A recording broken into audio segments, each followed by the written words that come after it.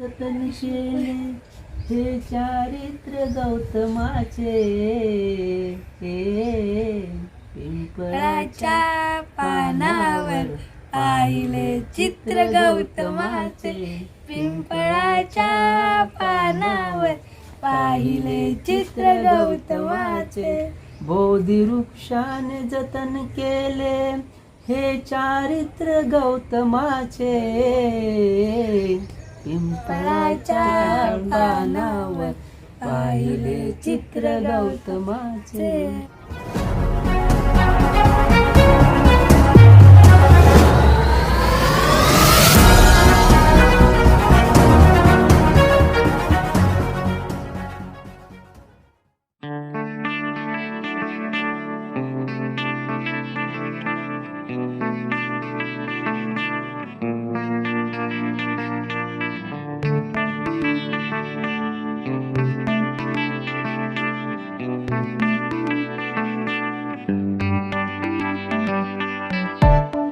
मित्रांनो, तुमचं सर्वांचं स्वागत आहे आपल्या यूट्यूब चॅनलवर, ज्याचं नाव आहे कोकणकर चेतन. तर मित्रांनो, कसे आहात? मस्त मजेत ना? आज विशेष फेरी आपली नाशिकला. सो आज आपण तिथे जाणार आहोत आणि तो तिकडचा परिसर बघणार आहोत, जी धम्मगिरी आहे. काय काय बघायला मिळतं. तोपर्यंत आपल्या व्हिडिओवर जर नवीन असेल तर चॅनलला सबस्क्राईब करा, शेअर करा, लाईक करा आणि व्हिडिओ बघत राहा. चला व्हिडिओ सुरुवात करूया.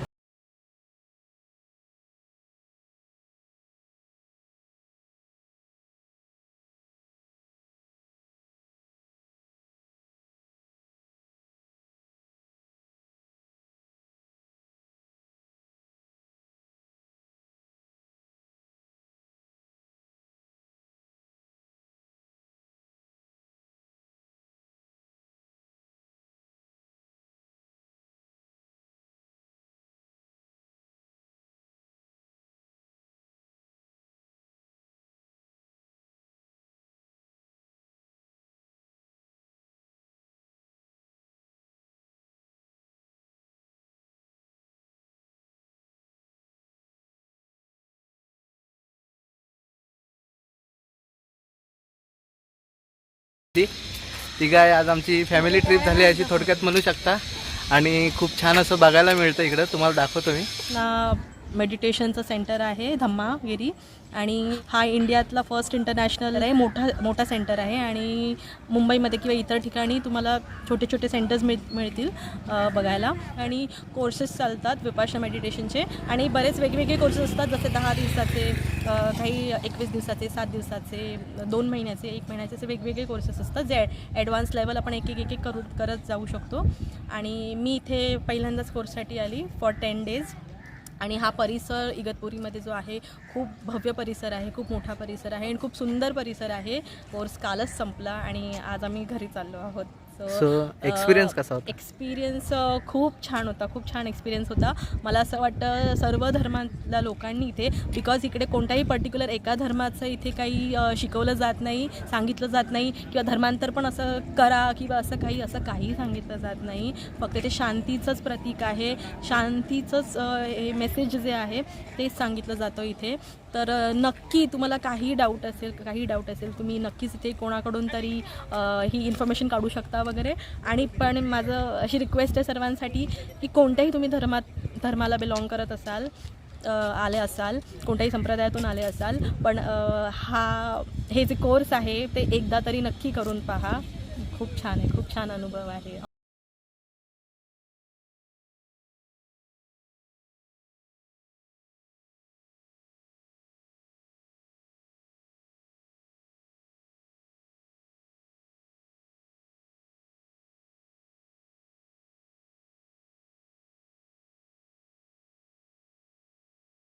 शकता इथे जर पाठीमागे आलात तर तुम्ही जे काही याल त्यांच्यासाठी तुम्हाला बघण्यासाठी वेगवेगळी पुस्तकं आहेत. गौतम बुद्धांच्या जीवनावरती वेगवेगळी छायाचित्र आहेत, ते तुम्हाला इथं बघायला मिळतील.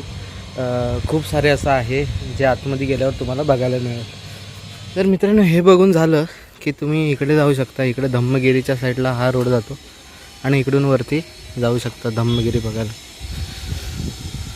आणि खूप छान असं गार्डन वगैरे आपल्याला बघायला मिळतं.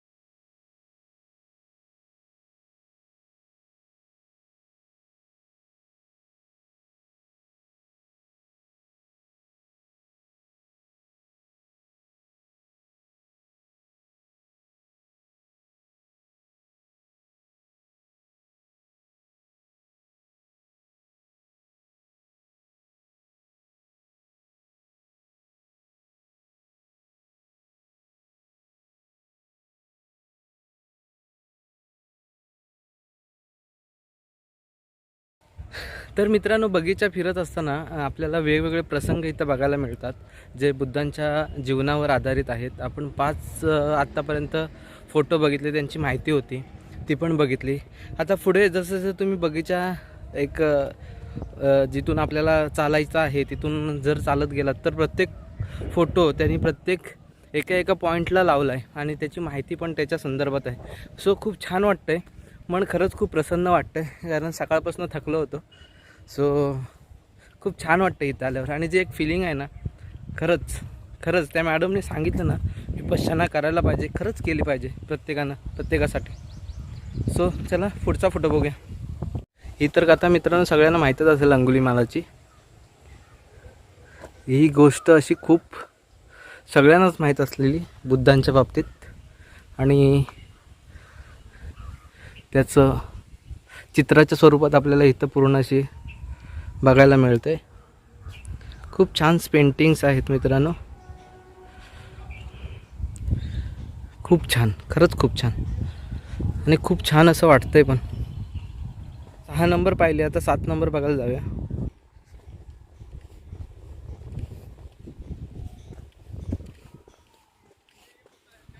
सो ही बघा 7 नंबरची पेंटिंग आहे. या चित्रासंबंधाची माहिती वगैरे सर्व इथे त्यांनी दिली. आणि हे चित्र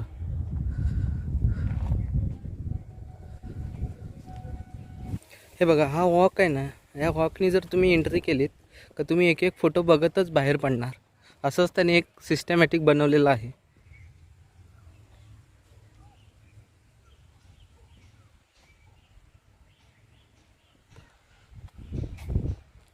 ही 8 नंबरची पेंटिंग आहे मित्रांनो. एक बुद्धांची प्रतिमाच आहे तिथे, माहीत नाही लाईटच्या प्रकाशामुळे किती दिसत असेल, पण बुद्ध प्रतिमा आपल्याला इथं बघायला मिळते. आणि खूप छान असं स्ट्रक्चर इथे बसायला पण त्यांनी केलं आहे. इथे पण तुम्ही शांततेत बसू शकता आणि मग तुम्ही इकडे 9 नंबरच्या पेंटिंगकडे जाऊ शकता.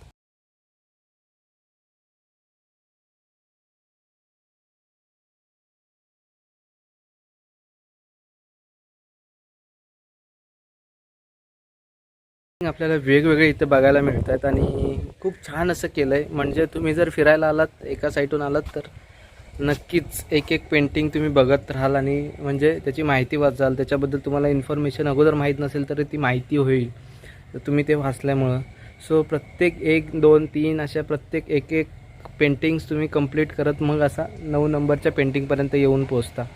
आणि खूप छान असं इथे पण केलं एक डेकोरेट, म्हणजे छान दिसतंय गार्डन. बघू शकता पाठीमागे पण मी तुम्हाला एक व्ह्यू दाखवलाच. सो खूप छान आहे, मला तर खूप आवडलं.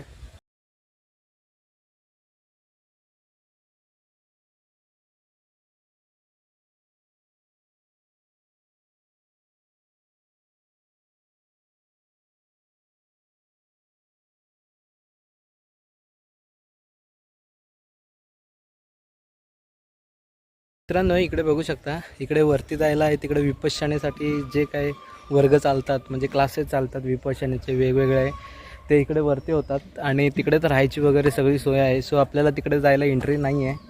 आपण एवढाच भाग पूर्ण फिरलो आहे आणि बघितला आहे. खूप छान वाटतं आहे. आणि त्या मॅडमने सांगितलं तसंच पुन्हा एकदा मी सांगेन, खूप छान आहे. तुम्ही या विपश्यना करा, तुम्हाला नक्की काहीतरी फरक जाणवेल तुमच्या वागण्यात, तुमच्या बोलण्यात, सगळ्यातच. आणि विपश्यना ही मुळात कोणत्या धर्मासाठी बांधील नाही आहे की हां ह्याच धर्मात करावं आणि विपश्यना केली म्हणजे तुम्ही तुमची कास्ट बदलली पाहिजे, असं काही नाही आहे. सो खूप छान आहे आणि नक्की इथं या, अनुभव घ्या.